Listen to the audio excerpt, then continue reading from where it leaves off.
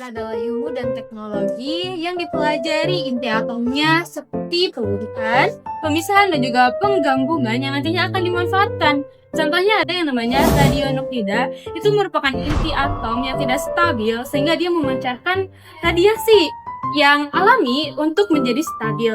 Dan dari radiasi ini dia bisa dimanfaatkan untuk berbagai sektor. Contohnya ada kesehatan, agromaritim, sampai keamanan. Nah, ini merupakan contoh dari penerapan ilmu nuklir yang kita bicarakan tadi. Tapi gimana sih cara pengaplikasiannya di bidang-bidang tersebut? Emangnya nggak bahaya? Nah, di bidang agromaritim sendiri, teknologi nuklir biasanya digunakan untuk teknik iradiasi, yaitu penggunaan radiasi nuklir dalam dosis yang cukup untuk membunuh hama, bakteri, dan juga jamur pada bahan pangan tanpa merusak kualitas pangan tersebut. Jadi, petani, peternak, dan juga nelayan yang menggunakan teknik ini bisa memperpanjang masa penyimpanan hasil panen mereka.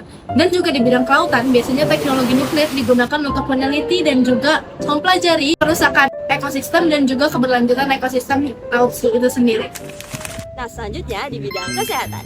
Biasanya orang-orang akan berpikir bahwa teknologi nuklir hanya berkaitan dengan senjata dan juga ledakan besar. Tapi kok bisa sekarang itu berkaitan sama dunia kesehatan?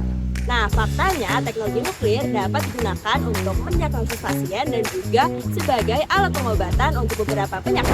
Nah, salah satu contohnya yang pertama adalah CT scan. Biasanya CT scan ini dilakukan untuk mendiagnosis penyakit pasien. Selanjutnya, teknologi nuklir juga digunakan untuk radioterapi. Nah, radioterapi ini digunakan untuk para pasien kanker yang tidak bisa diangkat sel kankernya.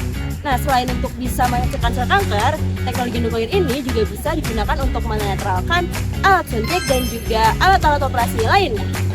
Nah, selanjutnya di bidang keamanan, yang ini agak familiar kan?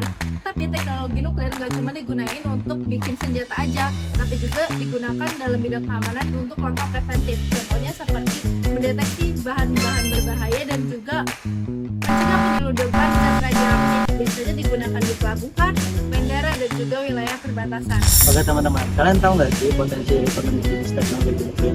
Jadi, teknologi nuklir itu bukan soal tentang energi aja, tetapi teknologi nuklir itu ada potensinya teman-teman, yaitu ekonomi besar di Indonesia. Kalau seumpama dikembangkan lewat inovasi, itu bisa menjadi industri yang sangat tinggi teman-teman. Nuklir itu ada peluang bisnis strategis untuk masa depan di Indonesia. Jadi gitu teman-teman. Makasih.